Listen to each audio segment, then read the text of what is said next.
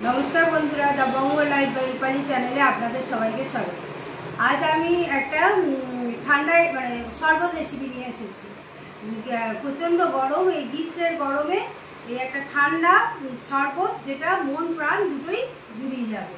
আর এখনকার বাজারে যেটা সবচেয়ে বেশি পাওয়া যাচ্ছে তরমুজ, আর ওই তরমুজ দিয়েই আজ আমি একটা ঠান্ডা রেসিপি করে দেখাবো।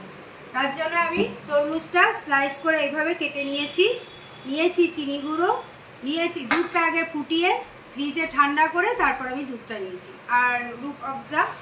আর এবার আমি এগুলো সব পেস্ট করব।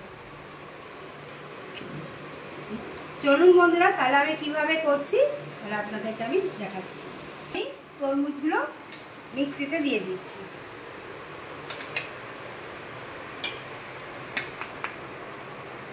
বীজগুলো কিন্তু আমি ছাড়িয়ে নিয়েছি যাতে একটাও বীজ না থাকে। এবার আমি এর মধ্যে দিয়ে দিচ্ছি দুধ।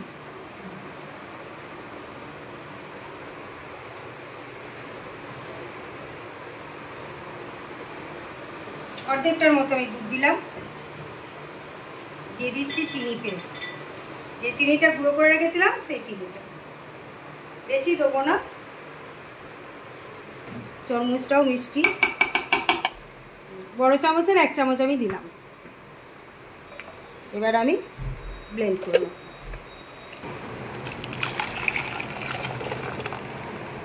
এবার এর মধ্যে দিয়ে দেবো বরফ। আমি এবার ঢেলে দিচ্ছি। কি দারুণ কালারটা লাগছে। এবার আমি এর মধ্যে দিয়ে দেবো বরফ। এর মধ্যে আমি দিয়ে দিচ্ছি বেশ কিছুটা বরফের টুকরো। এইভাবে ভালো করে নাড়িয়ে জিনিসটা করলে খুব ভালো হয়। এটা বরফ দেওয়ার জন্য একটু মানে নরম ইয়েও হয়ে যাবে, জলও হবে, খুব গাঢ় লাগছে না, ঠিকই আছে। এই যে এবার আমি দিয়ে দেবো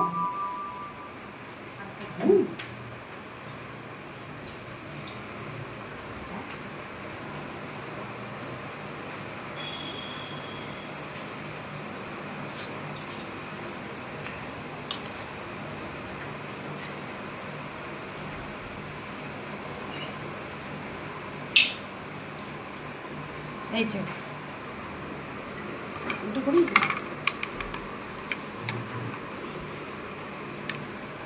এই চামচে করে মেপেই দিচ্ছি। না দিলেও কোনো ক্ষতি নেই, এটা দিলে আর একটু কালারটাও হবে আর টেস্টটাও পাল্টে যাবে।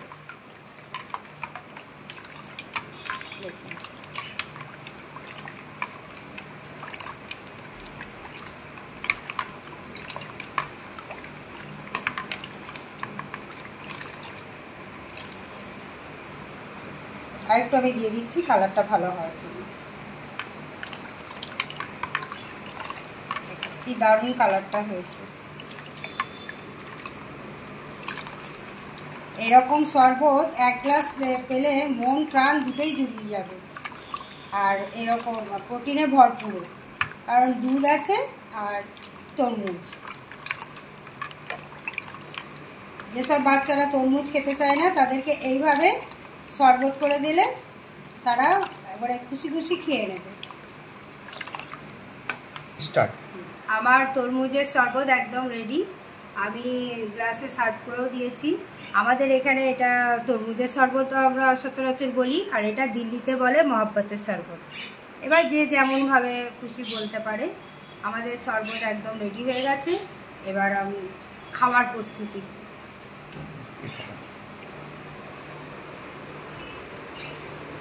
তাহলে আজকে গোলটু কি খাচ্ছে? আচ্ছা, ওয়াটারমেলন শেক। তো কেমন হয়েছে খেয়ে বলো তো দেখি। খাও।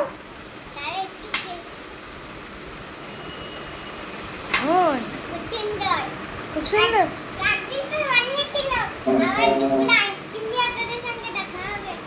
আবার সবাই খুব ভালো থাকবে।